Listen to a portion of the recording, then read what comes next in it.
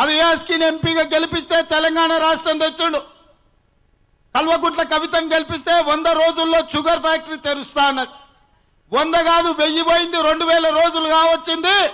తెరుస్తా అన్న sugar factory తెరవలేదు. కాబట్టి ఇక్కడి చక్కెర రైతులు 100 మీటర్ల గోతి తీసి కల్వకుంట్ల కవితను బొందబెట్టి ఎన్నికల్లో ఓడగొట్టిరు. అతని కంటే గనుడు ఆచంట మల్లన్న అని ఇంకొక ఆయన బయలుదేరిండు. నన్ను చూడు, నా అందం చూడు అని వచ్చిండు ఆ మిత్రుడు. పాండు పేపర్ రాసిండు, ఎంపీ అయిన 5 రోజుల్లో పసుపు బోర్డు తెస్తాని. 5 ఏళ్లు కావచ్చింది. ఆయన ఎక్కడున్నాడో, ఎక్కడికి పోయిండో, ఏమైందో పసుపు బోర్డు రాలే. కాబట్టి ఇవాళ ఆలోచన చేయండి. మధు యాస్కి గారు ఈ ప్రాంతానికి తెలంగాణ రాష్ట్రాన్ని తెచ్చిండు. కల్వకుంట్ల కవిత గారు తెరుస్తాన్న చక్కెర కర్మాగారం, ఆమె ఎంపీ అయింది. వాళ్ళ అన్న మంత్రి అయిండు, వాళ్ళ బావ ఇంకో మంత్రి అయిండు, వాళ్ళ తమ్ముడు రాజ్యసభ సభ్యుడైండు, వాళ్ళ నాయన ముఖ్యమంత్రి అయిండు. కానీ మన రైతుల చక్కెర కర్మాగారం తెరుచుకోలే. అందుకే ఇక్కడి రైతులు ఆమెకు గుణపాఠం చెప్పారు. ఇక ఇప్పుడు ఇంకొక ఆయన, 3వ ఆయన మోపైండు, పసుపు బోర్డు తెస్తా అన్నాడు. ఇప్పటి వరకు లేదు. మరి ఇక ఆయనకు ఏం గతి పడుతుందో మీరు ఆలోచన చెయ్యండి. ఇక చాలా మంది మిత్రులు ఏడికి పోయినా సార్కా లిక్కర్ కథ ఏందని నేనేం అడగదలుచుకున్నా అంటే, మిత్రులారా, ఆవు చేనులో మేస్తే దూడ గట్టి మీద మేయదు, అది కూడా చేనులోనే మేస్తుంది. అట్లనే వచ్చిన తెలంగాణ రాష్ట్రంలో కల్వకుంట్ల చంద్రశేఖర్ రావు 3000 వైన్ షాపులు, 60,000 బెల్ట్ షాపులు తెరిచిండా. ఆనాడు మా పెద్దలు రైతు బజార్లు తెరిస్తే సరే ఈ బ్యాగు నేను చూపించడానికి మా అడ్లూరు లక్ష్మణ్కు జేబులో పెట్టుకో అని చెప్పిన. ఎందుకంటే నేను వస్తుంటే ఒక బాధితుడు చంద్రశేఖరరావు చేతులు మోసపోయినాయని ఈ బ్యాగ్ పట్టుకొని వచ్చిండు. శ్రీధర్ బాబు గారిని చూడలే, నాకు చెప్తామని వచ్చిండు. సారా ఎలా కాంగ్రెస్ పార్టీ ఉన్నప్పుడు రేషన్ షాప్ పోతే 185 రూపాయలు కడితే 9 వస్తువులు ఇచ్చేది. ఉప్పు, పప్పు, బెల్లం, చింతపండు, మంచి నూనె కాడ నుంచి మొదలు పెడితే అన్ని ఇచ్చేది. బియ్యం కూడా ఇచ్చేది. 185 రూపాయలకు మాకు 9 వస్తువులు ఇచ్చేది. ఇవాళ రేషన్ షాప్ పోతే అది రేషన్ షాప్ కాదు, ఉత్త బియ్యం షాప్ అయింది. అవి కూడా ఒక రోజు ఆలస్యం పోతే అవి కూడా దొరికేటట్లు లేదు. సన్న బియ్యం అని దొడ్డు బియ్యం అని నూకలు ఇచ్చే పరిస్థితి ఉందని చెప్పిండు. అందుకే మిత్రులారా, నేను ఫోటో చూసిన మిత్రుడు శ్రీధర్ బాబు గారిది, అన్న ఇదేమన్నా పెళ్లి చూపుల ఫోటోనా అని అంటే, కాదు, 10 ఏళ్లలో ప్రతిపక్షంలో ఉండి ఈ ప్రభుత్వం చేసే అధికార అరాచకాలను చూడలేక నెత్తి మీద జుట్టూసిపోయింది, వయసు మళ్ళినట్టుగా అనిపిస్తున్నా, ఇది మంత్రిగా ఉన్నప్పుడు ఫోటోనే అని చెప్పిండు. నేను ఇవాళ మా పేదలకు, మా అక్కలకు, మా ఆడబిడ్డలకు నేను గుర్తు చేయదలుచుకున్నా. కాంగ్రెస్ ఉన్నప్పుడు ఈ బ్యాగ్తో సహా మన బియ్యం అని చెప్పి ఆనాడు 185 రూపాయలకు 8 వస్తువులు ఇచ్చిన చరిత్ర కాంగ్రెస్ పార్టీ. మరి మా వాళ్ళు మంత్రులుగా ఉన్నప్పుడు పేదల కోసం ఇంత చేస్తే ఇవాళ చక్కెర కర్మాగారం తెస్తాను మోసం చేసినోడు ఒకడు, పసుపు బోర్డు తెస్తాను మోసం చేసినోడు ఇంకొకడు. నేను అందుకే నిజామాబాద్ పార్లమెంటు ఓటర్లను నేను అడగదలుచుకున్నాను.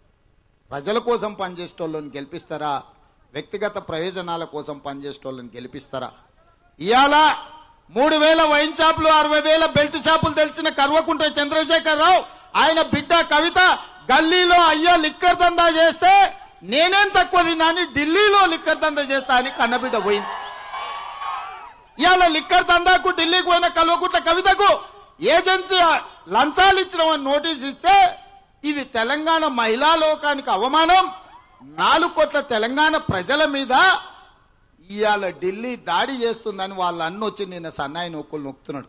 అయ్య అయితే బయటికి రాలే, ఆయనేం అబద్ధాలు చెప్తాడో నాకు తెలియదు. కానీ అన్న మాత్రం నేను వచ్చి మాటలు మాట్లాడి, నేను ఈ వేదిక మీద నుంచి ఒక్కటే మాట అడగదలుచుకున్న టీఆర్ఎస్ నాయకులను, తెలంగాణ సమాజాన్ని, మీ కుటుంబం అవినీతికి పాల్పడి, మీ కుటుంబం అక్రమాలకు పాల్పడి, మీరు లంచాలు ఇచ్చి, మీరు వ్యాపారాలు చేసుకొని, మీరు దొంగతనం చేసి దొరికిండ్రని కేంద్ర ప్రభుత్వ రంగ సంస్థ చెప్తుంది. ఎవరయ్యే వాళ్ళు? వాళ్ళేం కాంగ్రెస్ వాళ్ళు కాదు. 9 సంవత్సరాలు అంతగాకి ఒకే కంచంలో తిని ఒకే మంచంలో వండుకున్న భారతీయ జనతా పార్టీ నరేంద్ర మోడీ ఆ మాట అంటుండు. నేను ఇవాళ చంద్రశేఖరరావును అడగదలుచుకున్నా, ఈ తెలంగాణ సమాజం నిన్ను నమ్మి నిన్ను ఓట్లేస్తే ఈ ఓట్లు తీసుకెళ్లి గంప గుత్తగా నరేంద్ర మోడీకి ఢిల్లీలో తాకట్టు పెట్టిన నువ్వు రాష్ట్రపతి ఎన్నికలు, ఉపరాష్ట్రపతి ఎన్నికలు, నోట్ల రద్దు, జిఎస్టి, రైతు వ్యతిరేక నల్ల చట్టాలు, 3 తలాకు, 370 ఆర్టికల్, ఏ బిల్లు వచ్చినా పార్లమెంటులో ఏ లొల్లి జరిగినా నరేంద్ర మోడీ సంకలో ఉండి మా మీదకు రాళ్ళు ఇసిరిన లంగాలు మీరు. ఇవాళ మీరిద్దరు పంపకాల తేడా వచ్చి 9 ఏళ్ల తర్వాత చిల్లర పంచాయతీ పెట్టుకొని దాన్ని తెలంగాణ సమాజానికి రుద్దాలనుకుంటారు. నేను అడగదలుచుకున్నా, ఇవాళ మీ దోపిడీ, మీ అవినీతికి సంబంధించి విచారణ జరుగుతుంది. నిన్నటి వరకు నరేంద్ర మోడీ ఇదే విధంగా తప్పిదాలు చేస్తుండు, ప్రతిపక్షాలను జీలిస్తుండు, 9 రాష్ట్రాలలో ప్రభుత్వాలను పడగొట్టిండు. ఆ పడగొట్టడానికి సిబిఐ, ఈడీ, ఇన్కమ్ ట్యాక్స్లను వాడుతున్నాడని గొంతు చించుకొని మేము అడిగినాం. ఆ ఎల్ల నేషనల్ హెరాల్డ్ అనే జవహర్లాల్ నెహ్రూ ప్రారంభించిన కాంగ్రెస్ పత్రిక నడపడానికి ఆయన మునిమన్మడు రాహుల్ గాంధీ గారు ఒక కంపెనీ, వాళ్ళదే సొంత కంపెనీ, ఒక కంపెనీ నుంచి ఇంకొక కంపెనీకి బదిలీ చేసి అందులో ఉండే ఉద్యోగస్తులకు చానేళ్ల నుంచి జీతాలు ఇవ్వకపోతే జీతాలు ఇచ్చి ఆ సంస్థ నడపాలన్నాడు. అది కూడా తీసుకెళ్లి కేసు పెట్టి, మనీ లాండరింగ్ కేసు పెట్టి, ₹1 తీసుకోలే, ₹1 తీయడానికి లేదు. అది నాన్ ప్రాఫిట్ ఆర్గనైజేషన్. ఎవ్వరు దానికి ఉన్న జీతభత్యాలు ఇవ్వాల్సిందే తప్ప, పత్రిక ప్రింట్ చేసి ప్రజలకు పంచాల్సిందే తప్ప దాంట్లో ఏం చేయనిక లేదు.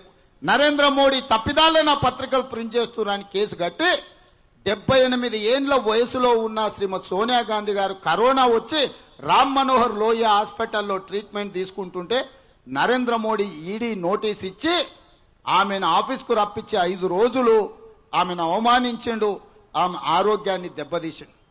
మేమందరం రోడ్లు ఎక్కినాం, మేమందరం ధర్నాలు చేసినాం, మేమందరం నిరసనలు తెలిపినాం, మేమందరం ప్రపంచానికి విజ్ఞప్తి చేసినాం.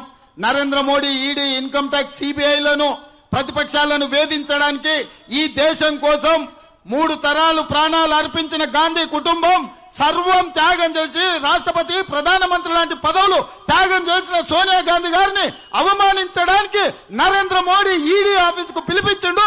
ఇది దుర్మార్గం, దీన్ని ఖండించండి అన్న రోజు ఆ మోడీ పక్కనున్న ఈ కేడి ఆ ఎల్ల నోరెత్తలే, ఒక్క మాట మాట్లాడాలి.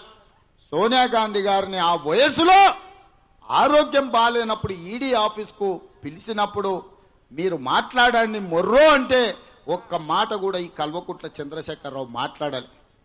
ఇవాళ సన్నాయి నొక్కులు నొక్కుతున్నాడు. నీ ఇంటికి వస్తే ఇవాళ పెంచుకున్న పాము బుట్టలో ఉంటే బుట్ట తీస్తే పెంచినోని కూడా గరుస్తుంది.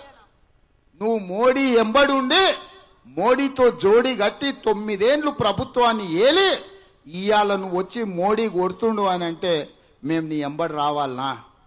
మీ ఇద్దరికి దొంగతనంలో వచ్చిన పంపకాలలో ఉన్న తేడా, దొంగలు కలిసి ఊర్లు వంచుకున్నట్టు మీ పంపకాలలో ఏం తేడా వచ్చిందో మీరు ఎందుకు కొట్లాడుకుంటున్నారు? మేమెందుకు మద్దతు ఇవ్వాలని నేను అడుగుతున్నా. తెలంగాణ సమాజానికి ఏం సంబంధం? కల్వకుంట్ల కవితకి ఈడీ నోటీస్ ఇస్తే చంద్రశేఖరరావు కుటుంబంలో ఉన్న 4గురికే సంబంధం తప్ప 4 కోట్ల తెలంగాణ ప్రజలకు ఏం సంబంధం అని నేను అడగదలుచుకున్నా. హాయ్ ఫ్రెండ్స్, మా టుడే టుమారో యూట్యూబ్ ఛానల్ చూస్తున్నందుకు చాలా థ్యాంక్స్. మరిన్ని లేటెస్ట్ వీడియోస్ కోసం వెంటనే సబ్స్క్రైబ్ చేయండి. అలాగే ఈ బెల్ ని కూడా రింగ్ చేసేయండి. మా నోటిఫికేషన్స్ అన్ని మీ మొబైల్లో వస్తాయి. అలాగే మా వీడియోస్ మీకు నచ్చితే లైక్ చేయండి, షేర్ చేయండి, నచ్చకపోతే కామెంట్ చేయండి.